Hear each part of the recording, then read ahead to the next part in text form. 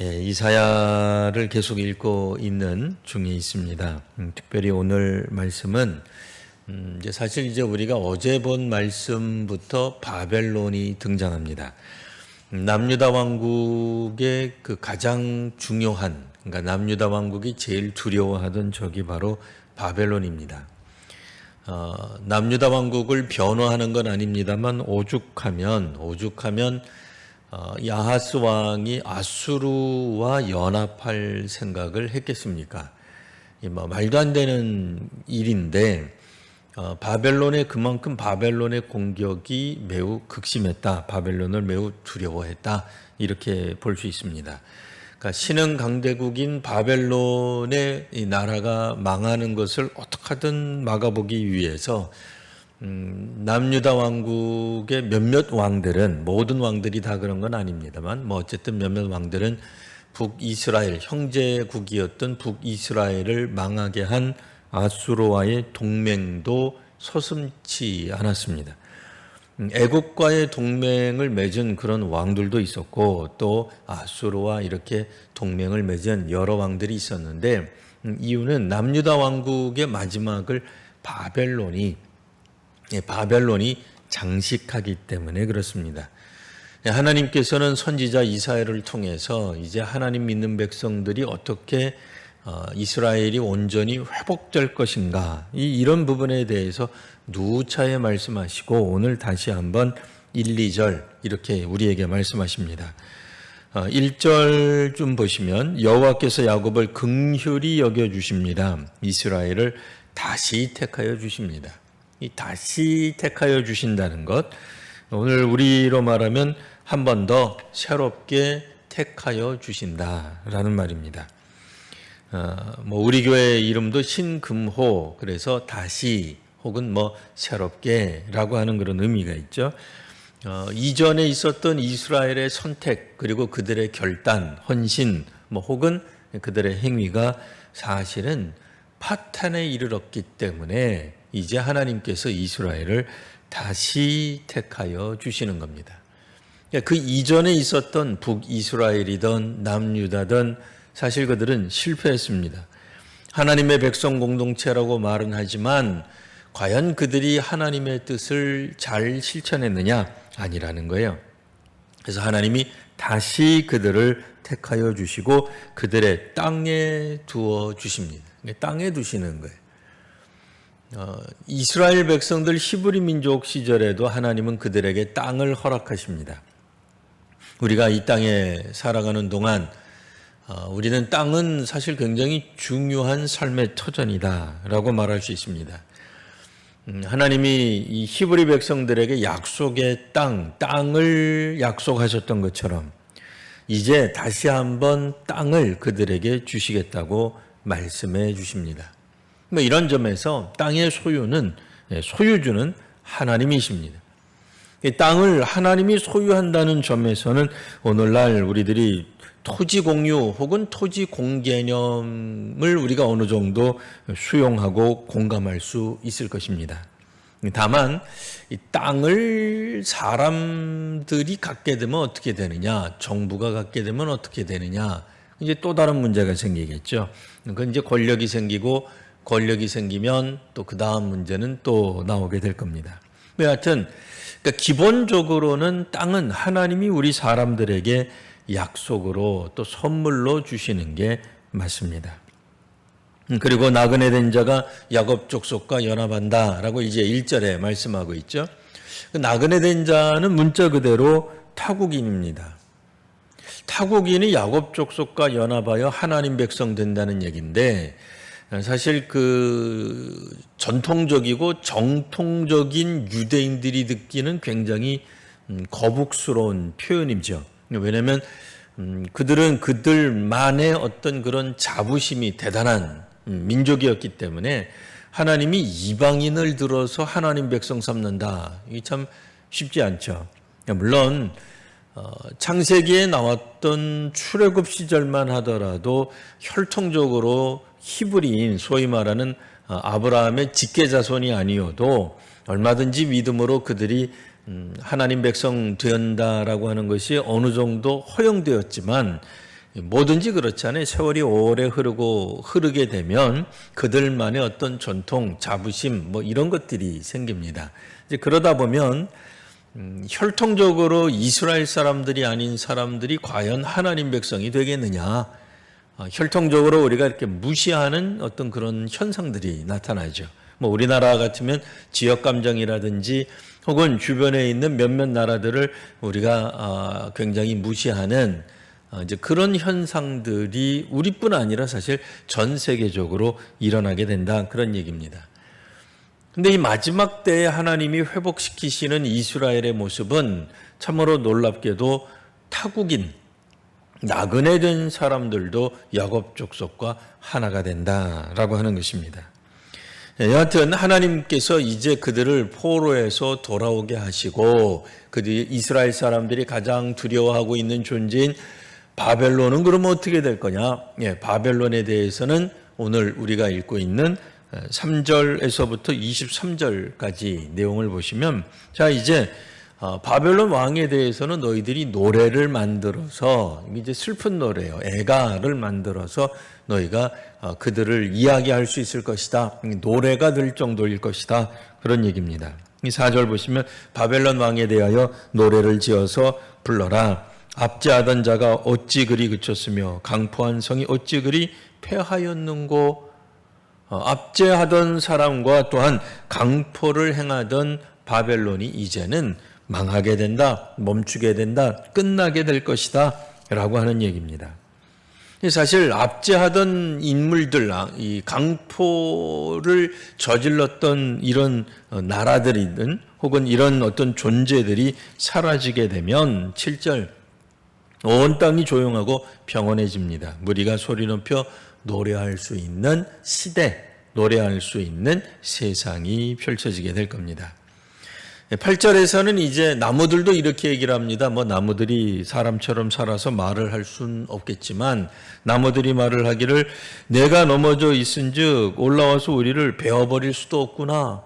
왜냐면 이 향나무 레바논의 백향목 같은 경우에는 건축자재로 굉장히 유행하던 유명한 어떤 그런 건축자재였다라고 이제 목자재죠. 근데 이제 바벨론이 승승장구하고 자신들의 문화 혹은 문명들을 자랑할 때는 뭐 엄청나게 건축도 했을 거예요. 그런데 이제 바벨론이 망하게 되니 그들이 혹 있어도 넘어졌기 때문에 더 이상 나무들을 벨 수가 없다. 그런 얘기입니다.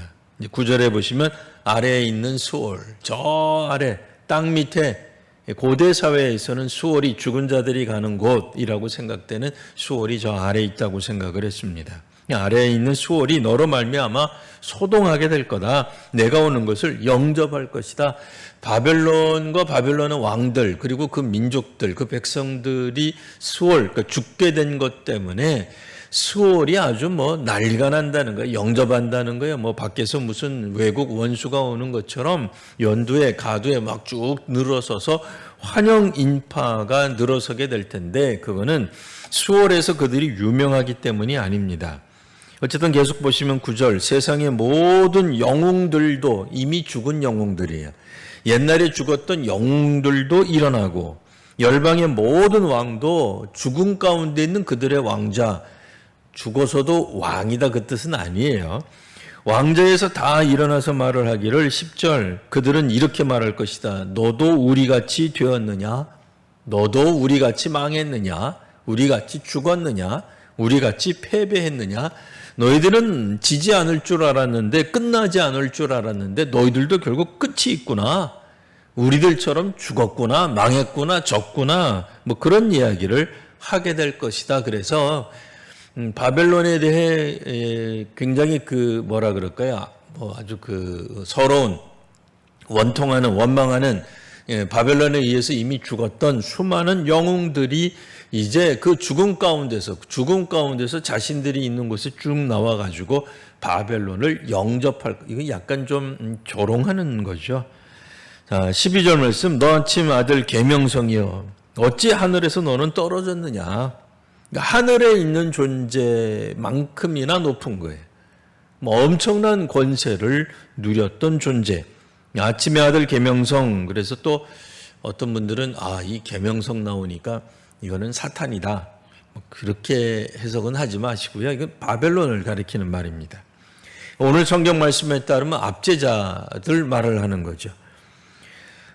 그가 이 어떤 압제자였냐면 13절 14절 보시면 내가 내 마음에 이르기를 나는 하늘에 올라가서 하나님의 뭇별 위에 내 자리를 높인다. 최고의 권자를 가진 나다. 내가 북극 지폐의 산 위에 앉을 것이다. 이 바벨론이 그렇게 얘기했다는 거예요. 바벨론이 뭘 상징하죠? 여기서는 아침의 아들 계명성이라고 하는 상징적 언어로 사용되고 있는데 그들이 북극 지폐의 산, 그러니까 일종의 이제 신들의 위에 꼭대기에 서게 될 것이다. 그러니까 왕 중의 왕이다. 신들조차도 발 아래에 둘 것이다. 그런 얘기입니다. 얼마나 교만한지요. 14절 가장 높은 구름 위에 올라가 지극히 높은 이와 같아지리라. 내가 최고다 그 얘기예요. 최고 신이 있다면 그게 곧 나다 라고 말할 정도로 바벨론의 교만이 하늘 끝에 닿았다 그 얘기. 우리도 자칫 잘못하면 권력자들이 되든 혹은 종교인도 그럴 수 있어요. 지식인도 그럴 수 있어요.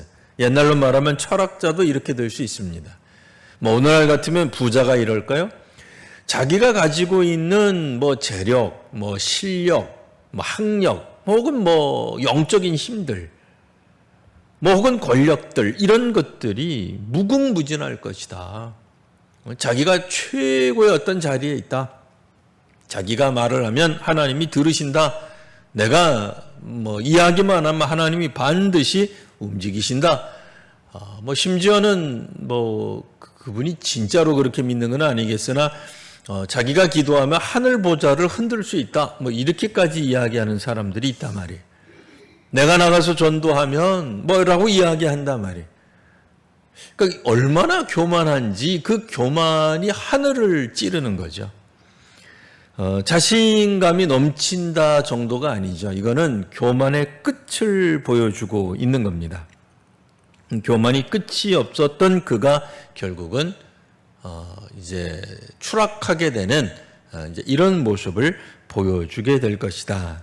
그러니까 그의 결국은 어떻게 될 거냐? 18절 말씀. 열방의 모든 왕들은 모두 각각 자기 집에서 영광 중에 자건만은. 그러니까 어차피 모든 죽은 왕들이에요. 열방의 모든 왕들은 자기 집에서 이 무덤을 말합니다. 영광 중에 자건만은. 어떤 유명한 사람도 안 죽을 수는 없죠. 그러나 죽긴 죽는데, 피라미드가 되었던 어쨌든 왕이 죽는 어떤 그런 무덤, 릉이 되었던, 뭐가 되었던, 결국은 그 자기를 기억하며 모든 후세 사람들이 그 왕궁이 이제 보존될 것이다. 그 얘기예요. 사실 그렇죠. 왕이 당연히 왕릉에서 이제 이렇게 묻히게 되겠습니다만 적들이 침공하게 되면 그거 다 파헤쳐지겠죠. 없어질 가능성이 있습니다. 19절 오직 너는 바벨론을 말합니다. 자기 무덤에서 내쫓겼으니 이 미래형으로 아예 안 쓰고 이건 과거형인 것처럼 이제 쓰여져 있습니다. 무덤에서 쫓겨난다는 게 뭐예요? 일종의 우리로 말하면 객사한 것이 우리 동양 세계에서는 가장 일종의 이제 천벌 받은 사람들이 이제 객사를 하게 돼. 그래서 객사하는 거 굉장히 이제 좋지 않게 보죠. 근데 서로 객사했다 하더라도 그의 죽음이 어디에 묻혀야 돼? 고향 땅에 묻혀야 된다. 이런 생각을 갖는단 말이에요. 근데 자기 무덤에서조차도 내쫓긴다. 이거는 이제 완전히 이제 저주를 받은 거죠. 그가 천벌을 받은 어떤 그런 모습을 보여주게 되는 것입니다. 결국 그 자신뿐 아니라 20절 이하에서 보면은 그들의 후손들까지도 비참한 결과를 맺게 될 것이다 라고 하는 것이 나오게 됩니다. 22절 보시면 그 이름과 남은 자와 아들과 후손, 그러니까 그와 바벨론과 그의 후손들이 결국은 바벨론에서 끊어지게 될 것이다. 황폐하게 될 것이다. 바벨론이 망하게 될 것이다. 왜 망해요? 그가 죽는다고 망하지 않죠. 왕이 죽는다고 망하지 않아요. 근데 그의 아들 차기 왕이 돼야 되는데 왕도 그 다음 왕도 없어지고 또 후손도 없어지고 그러면 왕조가 사라지면, 고대에서는 이제 왕국이었으니까요. 왕조가 사라지게 된다는 것은 결국 그 나라가 없어지게 된다라는 말이 되는 것입니다.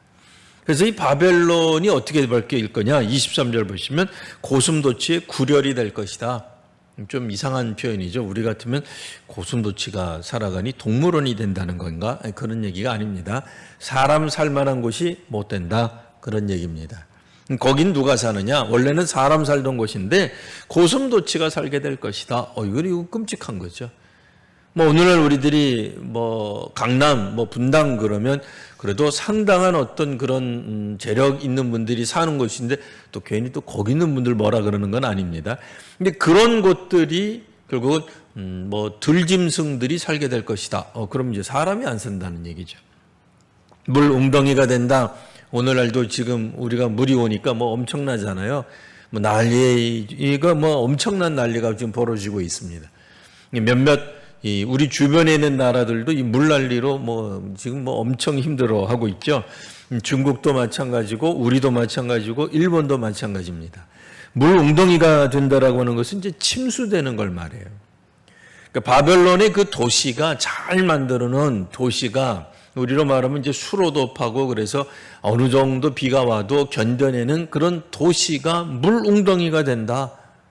이거는 이제 잠긴다는 얘기죠. 그리고 이제 세 번째 나오는 게 멸망의 빗자루로 청소하게 될 것이다. 이거 하나님 청소하신다는 얘기예요. 근데 뭘로 청소하냐? 깨끗하게 만드느냐? 그런 얘기가 아니라 멸망이라고 하는 빗자루로 청소하게 될 것이다. 그러니까 그 도시가 성읍이 나라가 멸망이 그냥 빗자루로 깨끗이 청소하는데 뭘로? 멸망으로. 번영이 아니에요.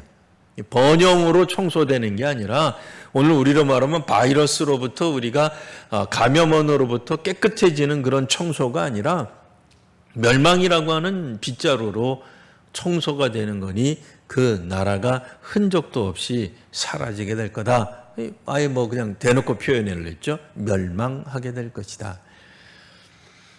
사실 그 이스라엘이 듣기에는 이거는 굉장한 복음입니다. 그러나 바벨론이 듣기에는 이거는 참담한 소식이 될 수밖에 없습니다. 사실 하나님이 우리들에게 말씀하시는 어떤 그런 내용들이 구원이라고 하는 것이 어떤 측면에서 보면 멸망이 되기도 합니다. 그러니까 멸망의 메시지가 또 뒤집어서 생각해 보면 어떤 사람들에게는 구원이 되기도 하는 것입니다. 우리가 일제치하 때 혹은 6.25 전쟁으로 말미암아 거의 저 경상남도 일부만 남겨놓을 그런 시점에서 우리에게 해방이요 광복이 나온다고 하는 것은 우리에게는 희망적인 소식이지만 상대국이었던 일본이라든지 혹은 그때 당시에는 같은 동족이었으나 어쨌든 북한 입장에서 보면은 굉장히 심각한 충격적인 이야기가 아닐 수 없는 거죠.